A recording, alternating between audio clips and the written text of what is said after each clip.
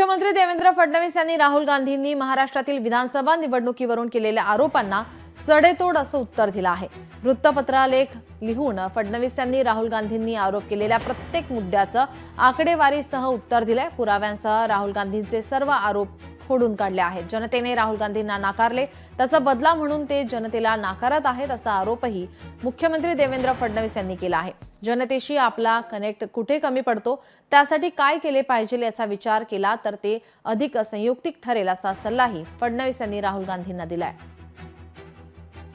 दरम्यान यावरून काँग्रेस प्रवक्ते अतुल लोंढे यांनी फडणवीस यांना प्रत्युत्तर दिलंय।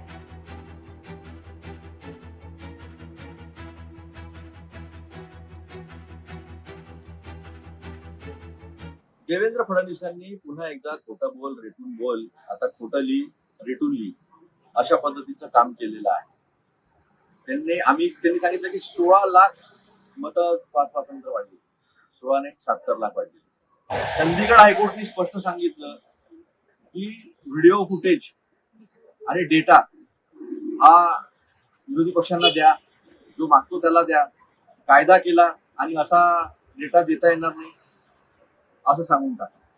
सुप्रीम कोर्टाने सांगितलं की मुख्य निवडणूक आयुक्ताच्या नियुक्तीची समितीमध्ये सर्वोच्च न्यायालयाचे मुख्य न्यायाधीश, विरोधी पक्ष नेते आणि पंतप्रधान हे असतील। त्याच्यामधनं सर्वोच्च न्यायालयाचे मुख्य न्यायाधीश काढून टाकले, कायदा बदलवून टाकला, लोकशाही संपवून टाकली। त्याचं उत्तर नाही दिलं। देवेंद्र फडणवीसांनी लेख लिहावा, ग्रंथ लिहावा, नवी गीता लिहावी या विषयावर। तुम्ही कसे जिंकलेला आहात, तुम्ही एकनाथ शिंदे, अजित पवार महाराष्ट्रात, हे अख्ख्या जगाला माहिती आहे।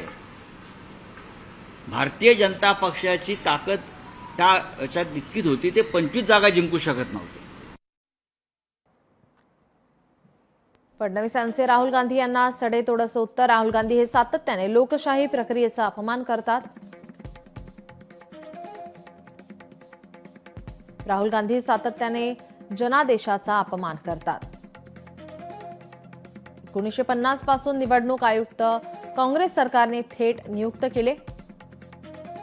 आतापर्यंतच्या 26 पैकी 25 आयुक्त तुम्ही केंद्र सरकारकडून थेट नेमले।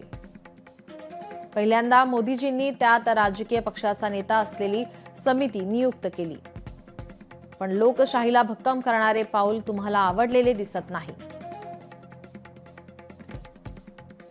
2014 ते 2019 या काळात 63 लाख नवीन मतदार, 2009 ते 2014 या काळात 75 लाख नवीन मतदार, 2004 ते 2009 या काळात 1 कोटी नवीन मतदार।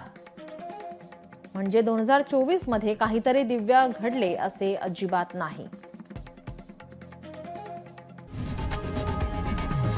लोकशाही मराठी ऐका, पहा, जागरूक रहा।